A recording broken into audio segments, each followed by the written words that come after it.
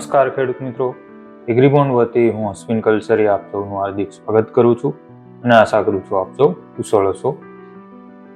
આજનો વિડીયો ખાસ તમામ ખેડૂત મિત્રો માટે કે ભાઈ જે ખાસ ઉનાળુ તલનું હવે વાવેતર ચાલુ થઈ ગયું છે ઘણી જગ્યાએ, તો જે અમુક મુદ્દા હોય કે ભાઈ યોગ્ય વાવેતર સમય શું ધ્યાન રાખવું જોઈએ, બીજ માવજત કેવી આપીએ, મુખ્યત્વે પાયાની અંદર કયા ખાતરો આપી શકીએ, તો આ જે છે એના ઉપર આપણે એક ટૂંકમાં ચર્ચા કરીએ કે ભાઈ જો ઉનાળુ સમય છે, મુખ્યત્વે વાવેતર સમયને લઈને ઘણો પ્રશ્ન રહેતો હોય છે.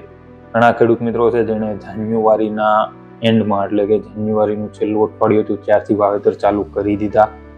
ઘણા ખેડૂત મિત્રોએ તલ છે છાંટી દીધા છે ક્યારા બનાવીને. ઘણા ખેડૂત મિત્રોનું વાવેતર થઈ ગયું છે. ઘણા ખેડૂત મિત્રો હાલ ફેબ્રુઆરીનો જે મહિનો ચાલુ થયો છે એટલે કે પ્રથમ અઠવાડિયા પછી હવે વાવેતર લઈ રહ્યા છે. તો આને લઈને ઘણા અસમંજસ હોય છે બધાને, ભાઈ વાવેતર ક્યારે કરવું જોઈએ, ના કરવું જોઈએ, આવા ઘણા પ્રશ્નો હોય છે. મુખ્યત્વે તલના વાવેતર માટે જે યોગ્ય સમયગાળો જે ગણાય છે, નોર્મલી આપણે 15 ફેબ્રુઆરીથી લઈ અને 28 ફેબ્રુઆરી સુધી હોય છે કે ભાઈ ફેબ્રુઆરી મહિનાનું પખવાડિયું, જે છેલ્લું પખવાડિયું એટલે કે 15 ફેબ્રુઆરીથી લઈ 28 ફેબ્રુઆરીની અંદર આપણે વાવેતર કરવું જોઈએ. અત્યારે અગાઉ જે 5 ફેબ્રુઆરી કેમ વાવેતર કરવા માંગે છે, તો ખાસ અત્યારે મુખ્ય કાળજી એ જ રાખવાની છે કે જે ઠંડી છે, જે તાપમાન છે એ બહુ નીચું ના હોવું જોઈએ. કારણ કે જેટલું તાપમાન નીચું હશે, જેટલી ઠંડી હશે, એટલું જ આપણે તલના ઉગાવાની અંદર પ્રશ્ન ઊભો થઈ શકે છે. એટલે ખાસ તમામ ખેડૂત નમ્ર વિનંતી છે કે ભાઈ જે અત્યારે વાવેતર કરે છે તો ખાસ ઠંડીનું આપણે તાપમાનનું ધ્યાન રાખીએ. 28 ફેબ્રુઆરી પછી માર્ચ મહિનામાં પણ જેમ ગરમી વધે છે તો ગરમીમાં પણ આપણે ઉગાવાનો પ્રશ્ન રહી શકે છે. એટલે ખાસ આ મુદ્દા ઉપર દરેક ખેડૂતોએ કાળજી રાખવી જોઈએ. મોટા ભાગે તલ છે તમે મધ્યમ કાળી, ગોરાળું છે, થોડીક સારી નિતાર શક્તિવાળી જમીન છે એની અંદર કરી શકો છો. ખાસ જેને ભારે કાળી જમીન છે, પાણી બહુ ભરાઈ રહી છે, ચીકણી જમીન છે, એની અંદર તલનું વાવેતર આપણે ઉગાડવું જોઈએ, બીજા કોઈ પાકનું વાવેતર ત્યાં કરવું જોઈએ. હવે વાત કરીએ બીજ માવજતની. બીજ માવજતની અંદર સૌ કોઈ ખેડૂત મિત્રો જાણે છે કે ભાઈ વાવેતર પહેલા આપણે છે એ બીજને પ્રોપર સારી ફૂગનાશક કે જંતુનાશક દવાનો આપણે પટ આપતા હોઈએ છીએ. તો ખાસ એના માટે દરેક મિત્રો કાળજી રાખવી જોઈએ. કારણ કે ઘણીવાર આગળ જતા સુકારાના પ્રશ્નો કે તલની અંદર પણ ક્યાંક ક્યાંક જોવા મળે છે. તો એના આગોતરા ભાગરૂપે આપણે ખાસ બીજ માવજત આપવી જોઈએ. એના પહેલા કે ભાઈ બિયારણ દરમાં આપણે શું ધ્યાન રાખવું. બિયારણ દર નોર્મલી જે છે 750 થી 800 ગ્રામ સુધી 1 વીઘાની અંદર આપણે ઉપયોગ તલનું બિયારણ કરી શકીએ છીએ. ઘણા આમ તો મોટા ભાગના ખેડૂત મિત્રો 1 કિલો જેવું બિયારણ છે 1 વીઘાની અંદર ઉપયોગ કરતા હોય છે. કારણ કે શું આપણે છાંટીને વાવેતર કરતા હોઈએ એટલે જેટલી મોટી કુલ છે એટલું બિયારણ જશે. પણ બહુ ઘાટું વાવેતર કરીએ તો પછી આગળ જતા પછી એમાં જ રોગ જીવાતના પ્રશ્નો વધુ ઉદ્ભવે છે. એટલે વાવેતર કરવું યોગ્ય અંતર જાળવીને ઓટોમેટિક વાવણીયાથી વાવેતર કરવું બેસ્ટ છે ભાઈ. કે ભાઈ બે આર વચ્ચે 45-18ની જાળીનું અંતર રાખીએ, 45 સેન્ટીમીટર. છોડ વચ્ચે આપણે 10 થી 15 સેન્ટીમીટરના અંતર રાખીએ, એ સારામાં સારું બેસ્ટ છે. પણ છાંટીને વાવેતર કરો છો પૂકીને તો ખાસ ધ્યાન રાખવું વધુ પડતું બિયારણ મતલબ બહુ ગીચ વાવેતર આપણે ના કરવું જોઈએ.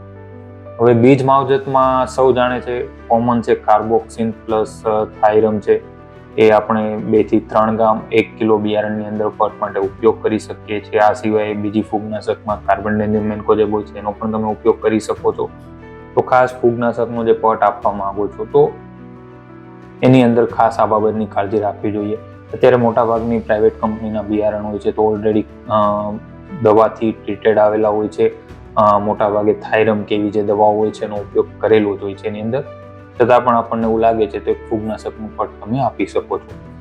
પાયાના ખાતરમાં હવે વાત કરીએ. નોર્મલી કોઈ પણ પાકમાં આપણે સૌ જાણીએ છીએ કે NPK એટલે કે નાઇટ્રોજન, ફોસ્ફરસ અને પોટાશ બહુ જ જરૂરી પોષક તત્વો હોય છે.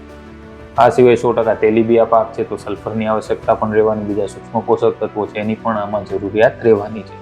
પણ પાયાની અંદર ખાસ આપણે ખાતરો આપી દેવા જોઈએ જેથી કરીને પાછળથી પ્રશ્ન આપણને ના રહે. ખાસ કરીને પોટાશ. કારણ કે શિયાળુ પાકમાં આ વખતે ઘણા એવા પ્રશ્નો જોવા મળ્યા કે ખેડૂત મિત્રો પાયાની અંદર પોટાશ નથી આપતા. પાછળથી પછી 1-2 મહિનામાં પછી એવું થાય કે હવે આપણે ઉપરથી MOP મ્યુરેટ ઓફ પોટાશનો આપણે પૂખી દઈએ. હકીકતમાં એવું છે કે મ્યુરેટ ઓફ પોટાશ છે કે ફોસ્ફરસ યુક્ત ખાતર છે, એને તમે પાયાની અંદર જેટલું આપો છો એટલું બેસ્ટ રહે છે કે છોડને ધીમે ધીમે મળે છે. પાછળથી તમે પૂખીને મહિના દિવસે કે 45 દિવસે 2 મહિને આપો છો તો એનાથી એટલું રિઝલ્ટ નહીં મળે જે તમે પાયામાં આપીને મેળવી શકો છો.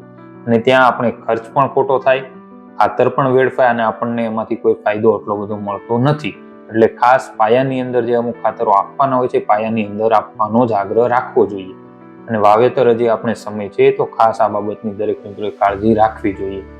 પેલું જે છે એ આપણે 3 થી 4 અલગ અલગ ખાતરના ઓપ્શન છે, એમાંથી તમને જે પૈસાની ટકે અનુકૂળ બેસે અને જે માર્કેટમાં મળી રહે જે રીતના અનુકૂળ બેસે એનો તમે ઉપયોગ કરી શકો છો.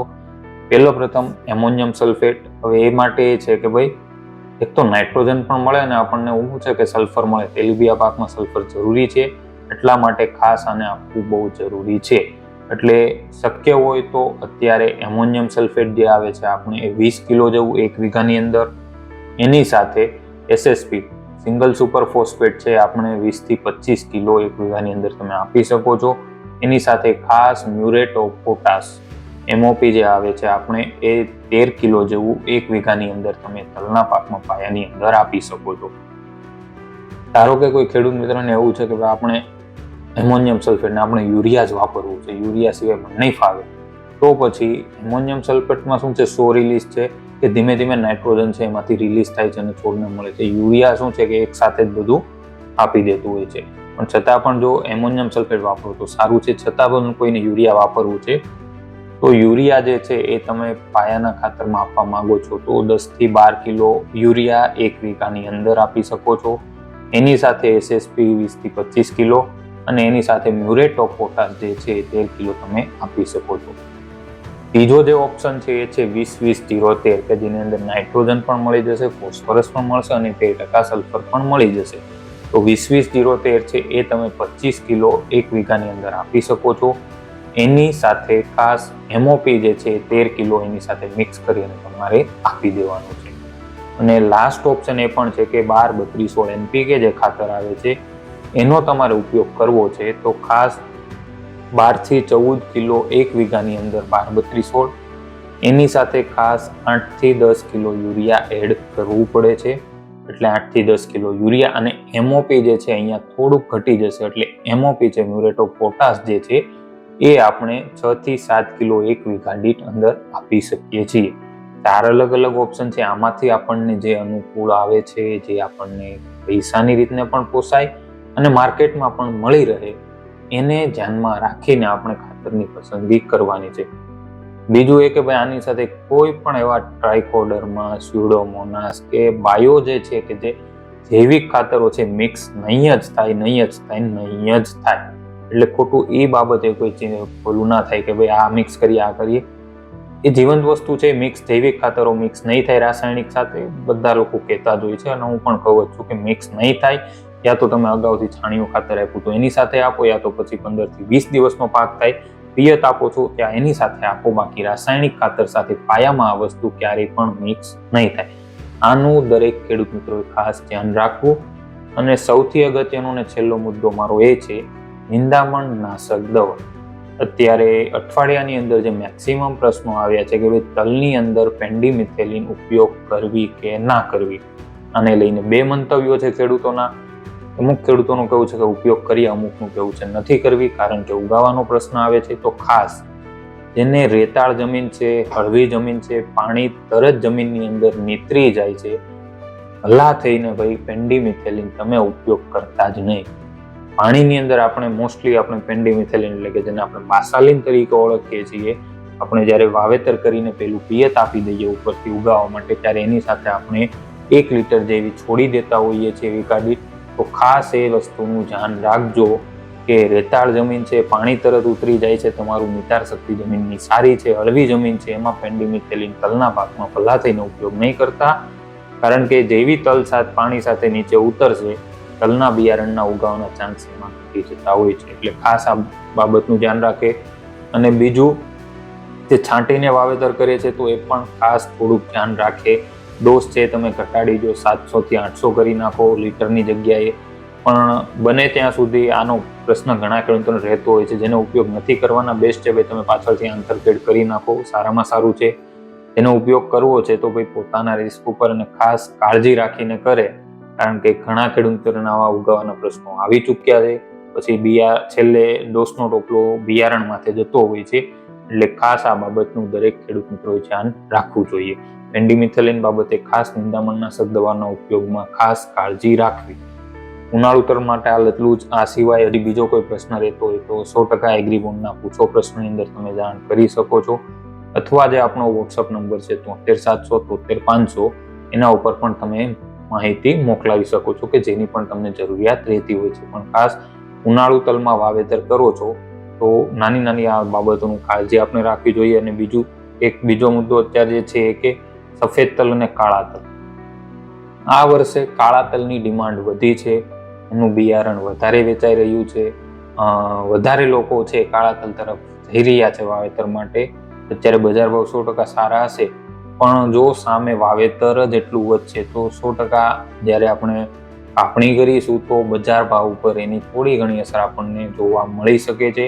એટલે કાળા તલનું વાવેતર કરો, વાંધો નહીં, સારી વસ્તુ છે, પણ સફેદ તલને ભૂલી નહીં જતા. આપણે વાવેતર રાખીએ, 5 વીઘાનું વાવેતર છે તો 2 વીઘા કાળા તલ કરો, પણ સાથે 3 વીઘા સફેદ તલનું પણ રાખવાનું. ઘણા ખેડૂત મિત્રો એમ જ કરે છે કે 5 વીઘા છે તો વીઘા જ કાળા તલ કરે, બાકી 4 વીઘા સફેદ તલ જ કરે છે. એટલે પછી સાવ ડાયરેક્ટ પણ શિફ્ટ નહીં થઈ જતા, અડધું વાવેતર રાખીને પણ ખાસ આ બાબતની કાળજી રાખવી, કારણ કે પછી પાછળથી જ્યારે ભાવ બગડી જશે ને તો એક પ્રશ્ન પણ ઊભો રહી શકે છે. એટલે ખાસ આ મુદ્દો પણ એક દરેક ખેડૂતે ધ્યાનમાં રાખવો જોઈએ.